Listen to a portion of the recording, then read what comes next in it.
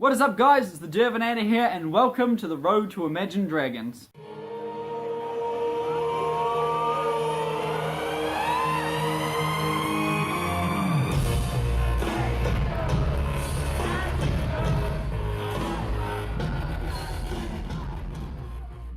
Now, I just wanted to preface this video by saying that I wouldn't consider myself an Imagine Dragons fan going into this. I just wanted to throw that out there in case people were watching this after seeing my other Road to videos and wondering why I wasn't as enthusiastic about this one.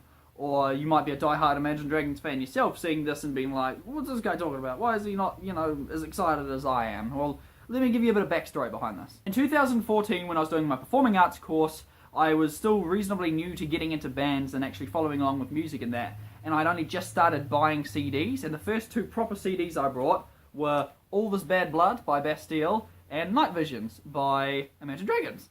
Now, most of the people on my course, they knew who Bastille were, and they kind of liked their songs, but not all that many people liked Imagine Dragons. I mean, they all knew Radioactive and On Top of the World and that, but Bastille was like the more popular one, but that's irrelevant. So instantly, I got addicted to All This Bad Blood. I loved every song off it, and I love Bastille, and they're one of my favourite bands, and I can't wait for them to release their third album, because Quarter Past Midnight was amazing. Whereas Imagine Dragons kind of just fell to the wayside. I had heard a lot of the songs before, because for some reason my mother had brought it on iTunes on my brother's iPod, which is weird, because he didn't have any other music on there, and I didn't know she liked Imagine Dragons, so I'd heard some of the tracks, but regardless, at the time I didn't quite understand why I didn't get into that album as much. Of course, years later, I think it has something to do with the fact that it's a 19 or 20 track debut if you get the International Deluxe Edition. Of course, if you were a fan that was following them before they released their proper debut album, they had like 3 to 5 EPs in that, and most of them were released before their first album, so this was probably like, oh sweet, look at all these songs. But for me, there were maybe like 2 songs that I didn't already know that I got into, and there were just too many songs for me to digest at the time, being new to buying CDs and that, so I kind of just fell to the wayside. A couple of years later, Smoke and Mirrors comes out. Now, I didn't buy it straight away because I wanted to get the Super Deluxe Edition because it had some really cool tracks I liked on there, and then Mighty Ape kind of goofed up the order and couldn't get it, so I had to settle with the Deluxe Edition, and I'm not gonna lie, I did like the album. I still don't really like it now. It's just a personal thing. I mean, a lot of the music is just really not to my taste. There's a lot of background noise and just added bits that make some of the songs really annoying to listen to. Like, just the opening to Gold is a perfect example of this, where it keeps playing that sort of thing. I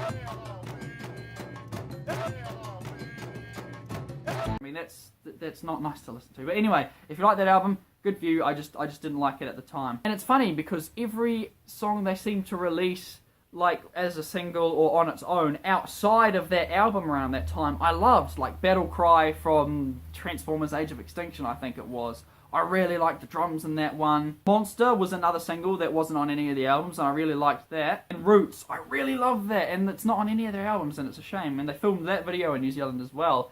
And most of those songs were included on the Super Deluxe Edition, which I couldn't get a hold of, as like a bonus disc sort of thing.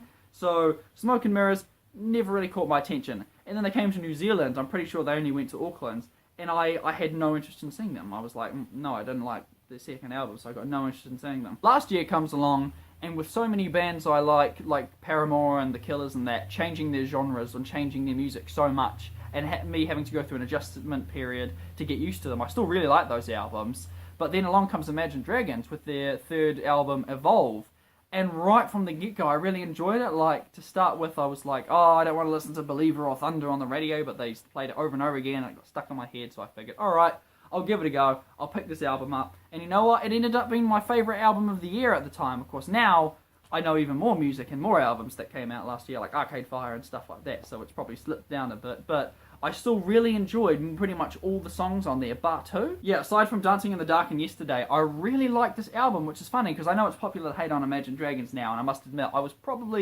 didn't hate on them, but I was like, I had no interest in seeing them, because they're more mainstream, so obviously they thrash them on the radio all the time. When you hear songs over and over again you don't enjoy, you just begin to really resent them. Ed Sheeran! So anyway, I really liked the 4 singles they released before the album came out, and then when the album did come out, I really liked I Don't Know Why, Mouth of the River, and oh man, Not Today. I love that song. So when they announced they were coming to New Zealand, and not only going to Auckland, but coming to Wellington, I was like, well hey, if they're going to Wellington, why not? And at the time, my partner and her mother were tempted to go as well, because my partner liked Thunder, I think, and she really liked the opening act, Temper Trap. Though they both quickly realised that they didn't like Imagine Dragons all that much, so they weren't interested. But my parents, on the other hand, were like, oh, cool, Imagine Dragons, yeah. And of course, they're still hyped up from the Fall Out Boy concert we went to at the start of the year. So they were like, well, yeah, if it's in Wellington, yeah, we'll go see them. And so, yeah, but basically, that's how it happened. All of a sudden, it's like, sweet, we're going to Wellington to see Imagine Dragons. Now, for the last couple of weeks, I'd actually forgotten that it was coming up because The Killers was so great, and I was looking forward to that. And Openside, a band that I really liked, they opened for Fall Out Boy. They announced they're doing like a mini NZ tour, and they're actually going to Palmerston North, which is, you know, like a tiny venue there, but it's still like, oh, cool. So I start looking forward to them. Kind of forgot about Imagine Dragons, sitting in the back of my mind sort of thing. And originally the situation was going to be, I was going to drive to my parents' house in Palmerston North, and then they were going to drive us down there to see the concert, and then drive us back afterwards. So it was going to be really late, and it was I just didn't like that kind of idea. I know people do it, but I just didn't really like the idea of having to, you know, go straight from a concert, jump in a car, and then drive back, because you're all sweaty and sticky from a concert, and it's like all muggy and rainy and stuff, and I just didn't like that idea, especially because not only did my parents have to work the day before the concert, but my dad had to go to work the next day at 5 AM. Anyway, long story short, my mother had actually booked us a hotel, so my mother and I had someplace to stay while my dad went back after the concert to go to work. So, without further ado, I've held you up long enough, I'm just going to get straight into the video clips. It is 11:15, and I am on my way to Palmy. 1 hour of driving through terrible weather, and another hour and a half of catching up with an old friend later. Well, the good news is Dad finished work early. Bad news is, I was told we would be leaving no later than 3, which I interpreted as leaving at 3, so I was planning accordingly. Which means, instead of me waiting on my parents may be waiting on me, which is a shame, but it's alright. I'll have myself some lunch, I'll walk the dog. We'll be right, fingers crossed. Gingy, where were you when I came down last time, girl? Where were you? You didn't show up to say hi. Over my feelings, they would drown, but they never did, ebbing and flowing, inhibited, limited, till we broke up and it rained down,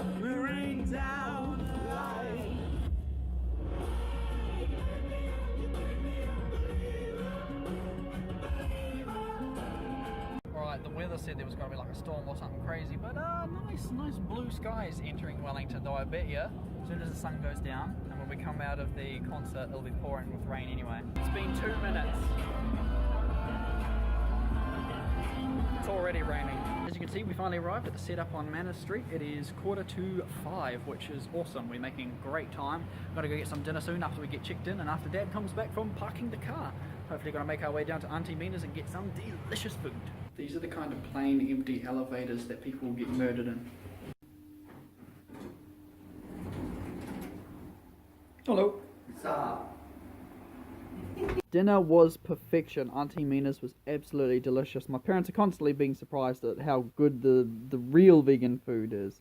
Anyway, the place we were staying at was like a studio apartments, but they were like winding halls, and it must have been a pretty big building. We didn't see it from the outside, but you had to go through so many corridors and that just to find where your room was at. Why are these mirrors so low? And here we have a rare example of my parents getting ready to go out. Mum's all ready and Dad's in bed. Just kidding, Dad's having a nap because he has to drive late at night. So when Dad sat and had a nap, Mum and I headed down to the concert venue. We are ready to freeze. We're ready to whip, Philly like a racehorse. Yeah, I should have probably made the musical reference here. My babe would be telling me to dress fashionable, but also make sure you're dressed for the conditions. Now I'm dressed warm, minus the short shorts. But it'll be worth it when I get inside and I'm not cooking to death. Yeah, exactly, I'm not melting because I've got trousers on at a concert. Some people do it though, not me. Mum got tired and we've been here 5 minutes. Hi, Mum. Despite the fact that we weren't exactly early, we only arrived a quarter of an hour before the opening act started. We were right in the centre of the whole auditorium. And the opening act, Temper Trap, that Tamsin likes, they were pretty good, although a personal nitpick of mine, the guy's voice was so high-pitched that, although it was really cool to start with, after like 8 songs, my ears were ringing and it was just so loud. But it was still really good, but at the same time, ow, my poor ears.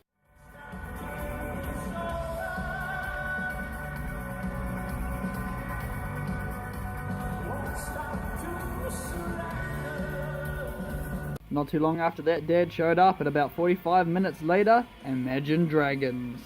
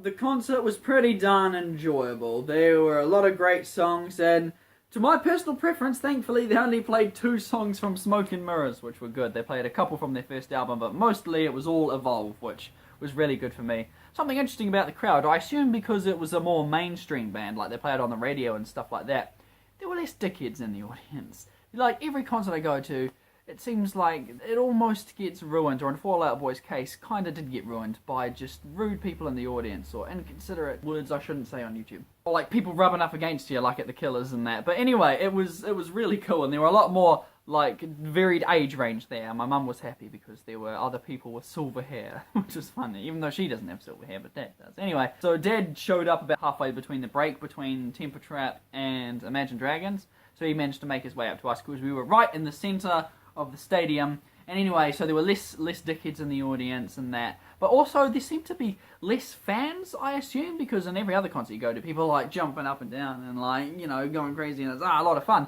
But this, like, no one was jumping. I mean, there was the odd fist bumping in that. You know, every other concert I've been to, people jump, but this one, there was like no jumping. So like, I jumped a couple of times, but it's like no one else is doing it, so I kind of just spent the rest of the time going, yeah, like this song. As for the actual songs they played, as you saw, they played a wide variety, and one thing they did, it seems like every band I go see, they do one quirk, and they just seem to do it a little too much. For example, what they did with the Killers is they wouldn't necessarily drag out the intro, but like, they would pause in the middle of the song, and, you know, for like dramatic effect, to like walk around the stage or whatever, or just have like a longer instrumental bit sort of thing.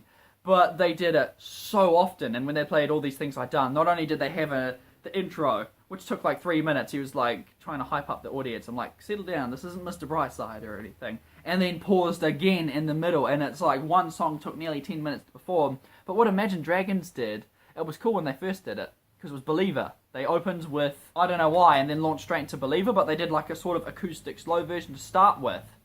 And then after that was done, they like started the song again and played it like normally, and that was pretty cool. And then they did it again, and then again, and again, and again, and they did it like over 5 times with different songs. And it might just be nitpicking, but it is like kind of annoying when it's like, oh yes, I'm ready to get into this song.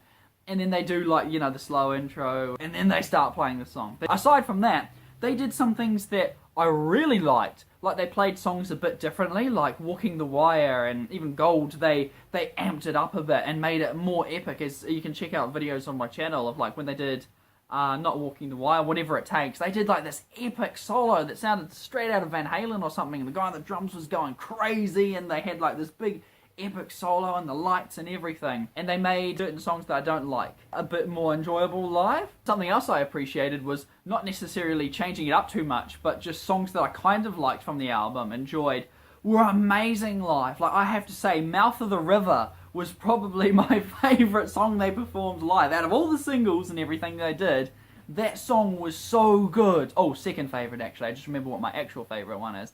But when they played Mouth of the River, man, I hope there's a clip out there of it on YouTube somewhere, because it was so good. I mean, it's not a single on the album, but I really liked that song. And it was brilliant. See, I'm getting all excited just thinking about it. So, like, going into this, you know, I wasn't like a big Imagine Dragons fan. I'm still not, but I have a newfound appreciation for them.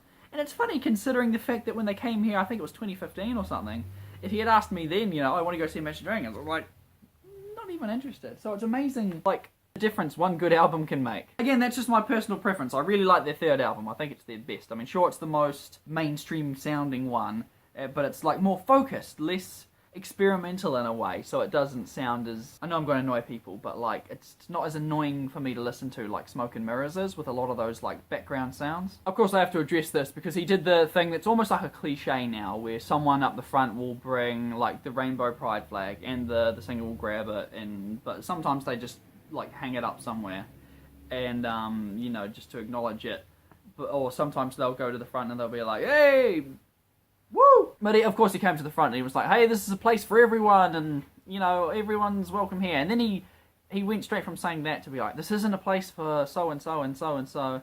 And some of those things that he said, like, related to me, and it was like, well, I mean, he just said it's a place for everyone, and then said it's not a place for this. But I don't care. It's just, you know, it's hype. It's building up, you know, the energy and stuff like that. So I didn't take it to heart, sort of thing. But it was very interesting that he went straight from saying, this is a place for everybody, to, we don't want this, that, and the. And the reason I say that's almost cliche is because, like, I've seen it so many times in bands, and it's still cool, but what really set it apart was the lead singer, who, I don't know anything about the band members and that, but he comes up to the front of the stage, the other band members leave, and he just opens up to the audience. It's like, hey, I say this, like, in every show we do now, you know, but we need to talk more about suicide, depression, anxiety, and therapists and that. And the audience, you know, goes crazy.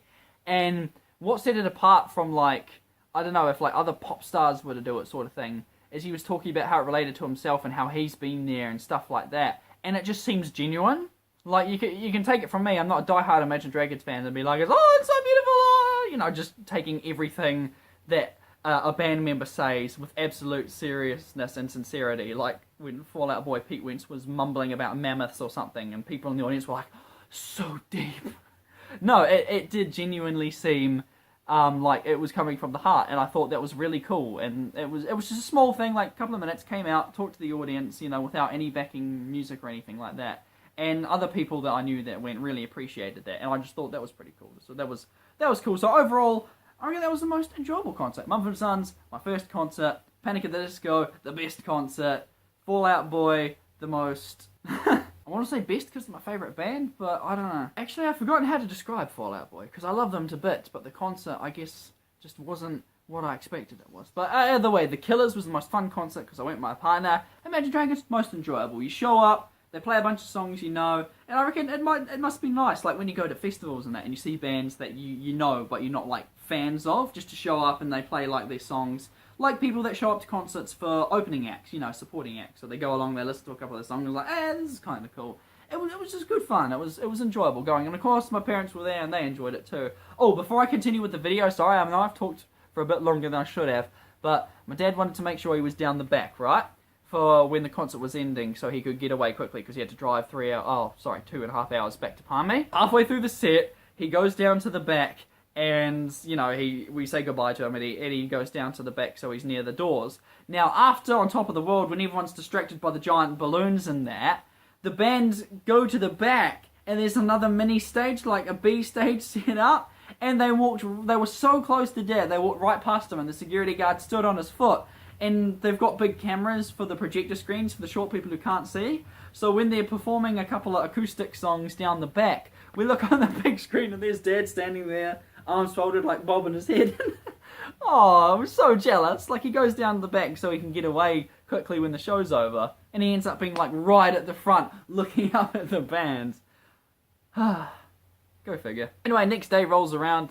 Okay, this is our room. We've got the door. which comes into room number 1. Cupboards, TV, desk, fan, dehumidifier, I think. Mysterious door that's locked, no idea where that leads. A little kitchen, and you might be thinking, where's the bathroom? Well, it's actually, you get a whole nother room, which is so weird. We've never had a place like this. There's the bathroom in there, and then you got the second bed, the not particularly amazing view, and then, I don't know what this is, but it straight up looks like a little rat's cage. I could have brought the pet rats with me. I mean, I know it's for hanging up clothes and stuff, but why a giant cage? I suppose there's not really a wardrobe or something. Anyway, and they've got the TV in here as well, and another door leading into the hallway. So probably one of the most fullest, and it's got like the kitchenette and everything. So we should have brought crumpets so we could have breakfast. Oh well, sweet release for breakfast. Sweet release was closed. Yep, should have googled that one. Thought they opened at 9, they opened at 10. So we were half an hour out in the cold just waiting for them. But oh man. Once we got inside, so delicious. Banoffee pie, Hershey's cake, vegan bagels, it's so delicious! Okay, so we just finished our delicious breakfast. Mum's on the phone. Some random guy came up to us with like a beard, some mouldy bloke, and was like, oh, I'm lost. Do you know how to get to the East Coast? And we're like, oh, not really, we're not from here. And he's like, oh, me neither. It's just that I've got all this weed, I'm trying to get rid of it. You want to buy some weed? And we're like, no, that's okay. He said, you ever smoke weed? I said, no. He said, good man, keep it up, my brother. And then walked away. So, that was interesting, absorbing the culture, I guess. Yeah, random weed salesman. Hey little guy, where you going? Where you going, little pigeon? Where's he going? What's he doing, I wonder? Little pigeon. Now there's 2 pigeons. Oh my goodness. I don't know how to handle the situation, there's 2 pigeons. Made it back to Palmy. Gonna go home and chill with the cats for a while. And then go back home to Wanganui. So I was ready to head on home at 3:30 when all of a sudden I just got really bad stomachache, which I don't normally get anymore. So I went to the toilet and then after that I was about to leave again and then another sudden stomachache. And now I'm like an hour and a half late. It must have been the cheesecake. Yeah, note to self, don't have the maple cheesecake from whole grain organics anymore, just have the ice cream instead. Too sweet for me maybe. Oh, such a great day, pretty crappy way to... Haha, ha ha ha. I didn't mean to pun that. Pretty unfortunate way to end the day. Oh man, what a rough afternoon. As you can tell by the poor lighting, I'm home. I made it. Back with my babe and the ratty mataties. But yeah, so like I said, a bit of a stomachache appearing at 3 o'clock and that, which means I left an hour and a half late. Yeah, quite bad. And then 10 minutes out of Palmy, it kicks up again. Of course, I'm on the open road. There ain't no toilets around, so I'm freaking out. Like, why am I having such a bad stomachache? Oh my gosh, and I'm freaking out. If you don't know the road, let me explain it to you. It's like there's 2 towns that are closer to Palmy, and then it's like another 40 minutes or more like half an hour to get to Wanganui, which is where I live now. So I'm like, crap, I can either turn back to Palmy or I can try and make it to Santon or Bulls. And it was close to get to Bulls, so I went there, ended up using a McDonald's toilet, which is gross. I don't like McDonald's. I heard Open Side on the radio, which is ironic because I really like that band. They're a New Zealand band, and they're coming to Palmerston North on the 22nd of June. So if you're in the area, go see them because they're awesome. Anyway, so I had a really bad stomachache then. Got back home eventually, had another stomachache, and it's just never ending. I've had such a great time away, and now it's just... Oh, it must have been the cheesecake. I mean, I can't think of what else it could have been. Anyway, I'll stop talking now, because otherwise I'll just talk about stomachaches for 10 minutes.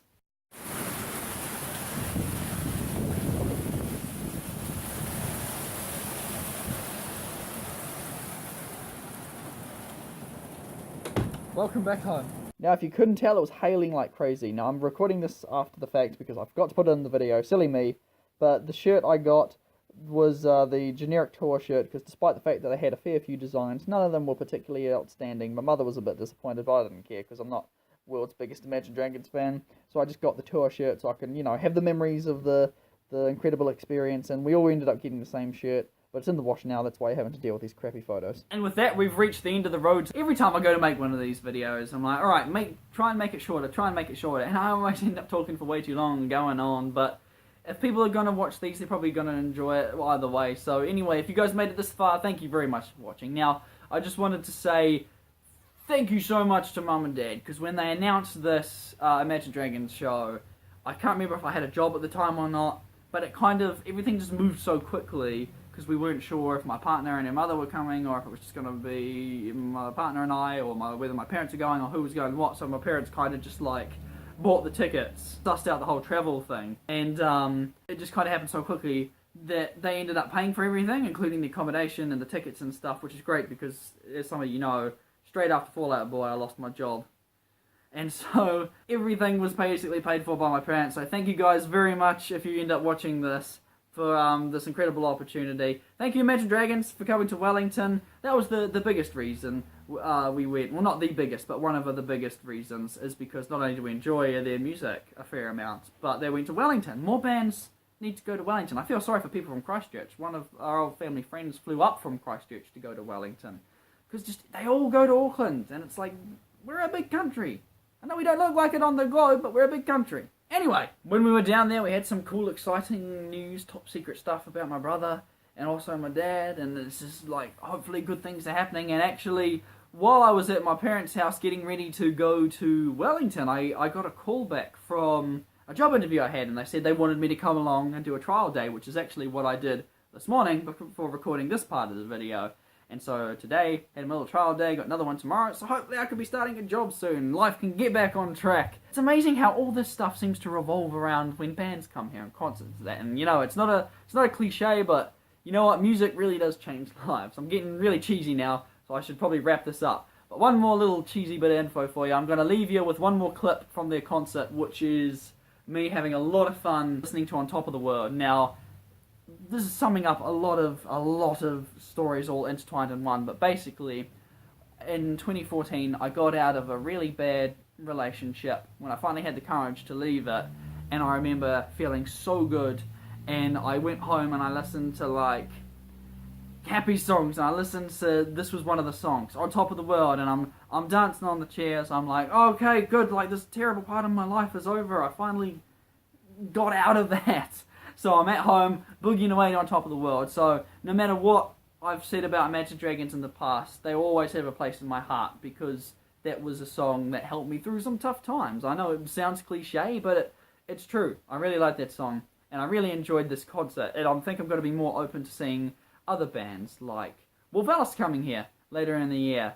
I missed out on seeing Kendrick Lamar, but Tamsin's going to that. Open Side, they're a Kiwi band, so if you're into, I don't know, mainstream music, or like more, I don't know, better mainstream music, check out Open Side. They're doing a little Kiwi tour. But I guess before I get too cheesy, I'll just leave you guys with, just keep experimenting with music. Music is an amazing thing, and it's really awesome. Thank you, Imagine Dragons, for coming here. Thank you, Mum and Dad, for shouting this incredible time. Thank you guys very much for watching. Enjoy the last clip, and I'll catch you next time.